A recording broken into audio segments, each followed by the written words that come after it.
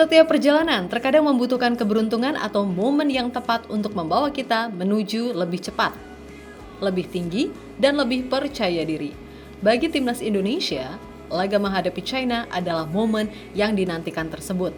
Buat mengunci tiket ke round 4, maka kemenangan adalah sebuah kewajiban.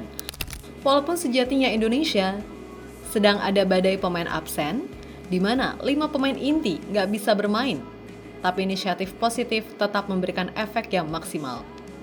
Salah satunya dengan pelapis baru di berbagai posisi yang tak kalah jauh kualitasnya, seperti Emil Audero Mulyadi, yang diindikasikan hampir 100% debut, setelah dirinya diajak conference pers oleh Patrick Kluivert.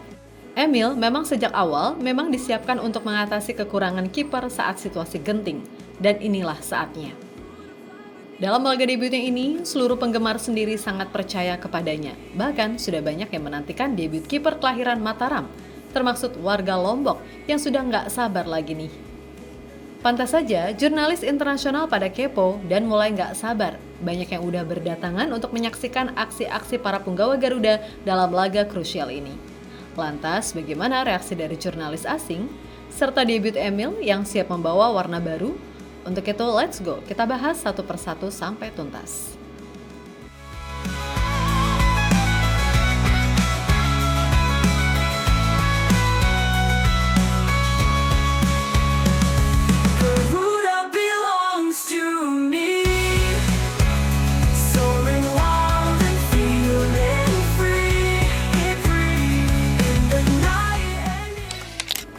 Dalam setiap perjalanan sejarah sepak bola tanah air, timnas Indonesia pernah tenggelam dalam senyapnya kegelapan. Bukan karena hilangnya semangat, tapi karena asa yang nyaris padam di tengah jalan berliku. Namun, seperti fajar yang pasti datang setelah gelap, harapan itu perlahan kembali menyala. Tidak, semua ini tidak terjadi dalam sekejap mata. Tidak ada keajaiban yang jatuh begitu saja dari langit. Yang ada adalah proses panjang, melelahkan, tapi penuh makna.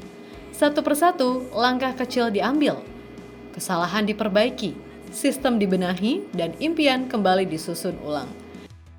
Dan kini, siapa yang menyangka, di balik riuh rendah dinamika sepak bola nasional, tim Garuda mampu terbang tinggi hingga menduduki posisi keempat grup C.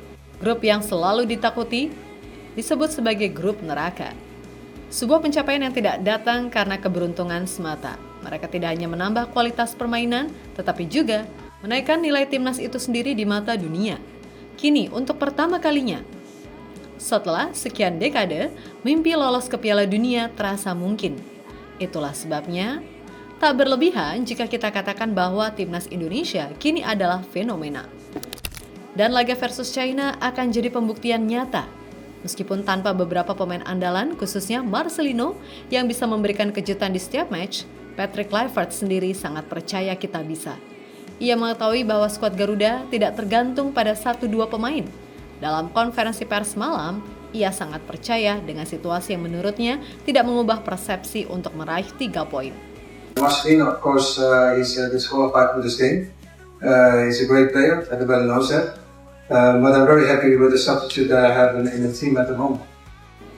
Apalagi secara strategi, kekuatan secara tim, secara naluri, telah meningkat dalam satu chemistry yang makin utuh. Setelah TC yang lumayan lama di Bali, semua mulai terasa efeknya. Coach Patrick mengakui itu dalam konferensi pers. Ia menyebut semua masukan dan pembelajaran dari tim kepelatihan dieksekusi dengan sangat apik oleh para pemain di sesi latihan. Tapi kembali lagi, itu semua harus dibuktikan nyata di atas lapangan. Gak ada latihan sukses tanpa praktek secara langsung di laga profesional. So harapannya adalah semua yang diajarkan bisa berbuah hasil. Menjadi hujan gol untuk menambah pundi-pundi harapan menang. Tak hanya gol, pertahanan yang rapi dan minim kesalahan juga bisa jadi sebuah nilai tambahan positif yang terus dipertahankan. Setelah laga kontra Bahrain, kita clean sheet di GBK. Tapi yang paling menarik dalam konferensi pers adalah ketika banyak pertanyaan dari wartawan asing, di mana Coach Patrick disuguhkan pertanyaan yang membingungkan oleh jurnalis China dan akhirnya disuruh ganti pertanyaan cuy. Lihat deh. Yeah, the interviews told us you never find anything can be used. never say it. Because you can have, of course, a lot of things out of the previous game. So I guess we can move to the next question. Okay, how about the next games? You after the researching, how do you think the format about the China national teams? The China national team is a team with a lot of quality, playing a good system. Dalam konferensi pers jelang laga China, Coach Patrick sendiri tak ditemani oleh El Capitano Jesus. Apalagi kapten kesayangan kalian Asnawi Mangku Alam tentu saja bukan. Uniknya kali ini bersama kiper kedua timnas Emil Audero Mulyadi. Atas dasar ini, banyak yang mengindikasikan Emil hampir 100% bakal diturunkan untuk debut nanti malam. Emil sendiri sejatinya sudah menantikan momen ini sejak menjadi bagian skuad Garuda. Ia sudah sangat pede menggantikan peran Martin Pas yang akumulasi kartu kuning. Dalam konferensi pers, kiper kelahiran Mataram tersebut sudah sangat percaya akan bisa memberikan yang maksimal. Ia merasa sudah menyatu dengan tim dan skuad setelah sesi pemusatan latihan yang cukup. Meskipun begitu, Emil mengaku telah mempersiapkan diri untuk lebih banyak bersiaga dibandingkan mengatasi gempuran tim China. Karena ia sadar bahwa ancaman dari tim asuhan Branko Ivankovic juga nggak bisa diremehkan. Salah satunya adalah counter attack yang disebut Emil sedang sangat diwaspadai. Karena itu adalah salah satu andalan China untuk mencetak gol yang sudah kita sadari. Tapi yang menarik dari konferensi pers Kang Emil adalah penantiannya terhadap dukungan para penggemar yang akan memadati Stadion Gelora Bung Karno juga menjadi sesuatu yang sangat disyukuri. Selain itu, dukungan dari pemain ke-12 yang paling ia soroti adalah dari tanah kelahirannya Lombok. Para keluarga besar dan masyarakat Lombok disebut Emil bakal memberikan nilai-nilai semangat untuknya. Meskipun ribuan orang di sana hanya menyaksikan lewat layar kaca televisi. Ini menjadi dukungan emosional yang sangat menyentuh bagi kiper 28 tahun tersebut. I'm really excited for tomorrow, and I'm proud of it. Everybody know that I was born in Lombok. All the people in Lombok are watching me available as all the fans here at the stadium. Of course, last time I had the opportunity to watch it already, to see and to experience what they're capable of doing with us before, during, and after the match. So, as you said, it will be our dog player, because of course his energy in the pitch will be good, and maybe sometimes they're a little bit too much because sometimes we can hear what we say. Sometimes just hey, it's coming, or hey, you're alone. Sometimes it's difficult to hear because there's so much noise. But at the same time, of course, it's something positive for us. And it's really exciting. And thanks, of course, to all the supporters who will be at the stadium and all the others who are watching the TV. Meskipun sudah bisa dipastikan debut, Emil terus-menerus ingin mengembangkan permainan.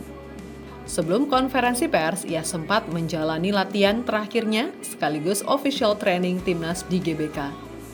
Terlihat ia sangat disupport saat berlatih dengan kiper lain layaknya Hernando, Pas, dan lain-lain. Tapi yang mencuri perhatian adalah keberadaan Bang Pas yang seperti ingin membantu Emil latihan lebih keras. Maklum, kiper FC Dallas tersebut juga pastinya ingin memberikan yang terbaik untuk pelapisnya agar dampak positif sama-sama terasa di match versus China.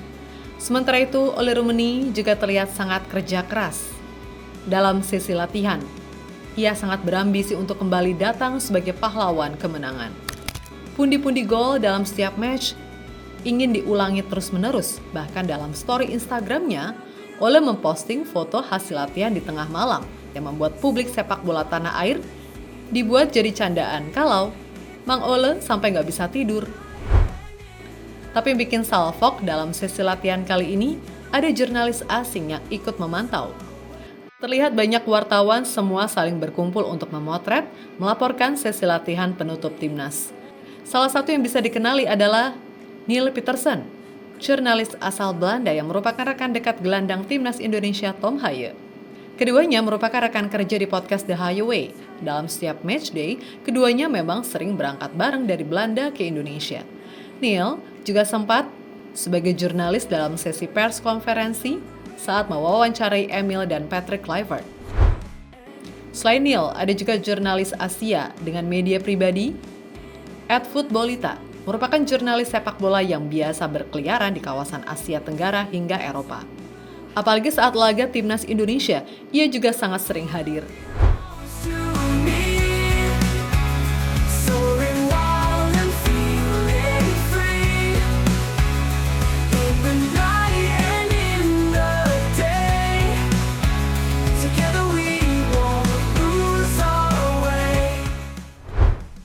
Sementara itu, dari pihak lawan, tim China juga melakukan official training di Stadion Utama Gelora Bung Karno.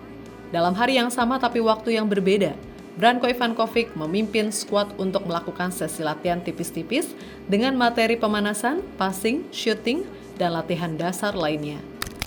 Maklum latihan umum dan dipantau media gak mungkin bisa latihan taktikal, dan ini bukan sekedar latihan, tapi juga sekalian menguji rumput, adaptasi stadion, dan penyesuaian kondisi. Maklum, ribuan penggemar sudah siap membakar atmosfer semangat Garuda, sementara China bakal sedikit dibuat deg-degan dengan atmosfer yang ada. Ya mungkin penggemar China sendiri memang tak mau kalah, saat ini sudah banyak yang hadir di GBK. Tapi mentok-mentok, mereka paling jumlahnya maksimal 3.000 orang, gak bisa lebih cuy.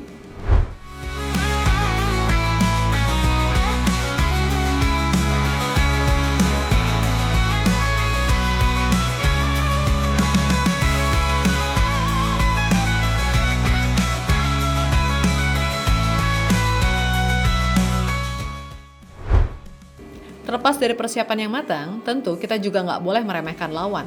Seperti Emil Audero yang mewaspadai kekuatan serangan balik lawan. Jadi bukti kalau skuad Garuda juga siap dengan kewaspadaan penuh. Kita sebagai fans juga demikian, harus siap menerima hasil. Tapi semoga saja sukses dengan kemenangan. Ya menang tipis-tipis nggak apa-apalah. Asal meraih poin bisa jadi kunci kelolosan timnas ke round 4 sih cuy.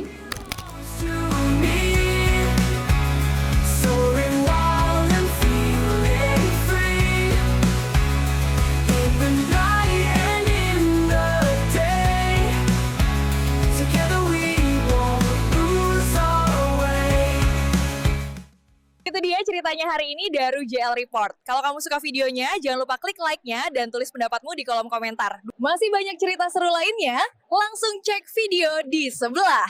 Karena di sini, kita bukan cuma nonton, kita hidup bareng Garuda. Sampai ketemu di video selanjutnya.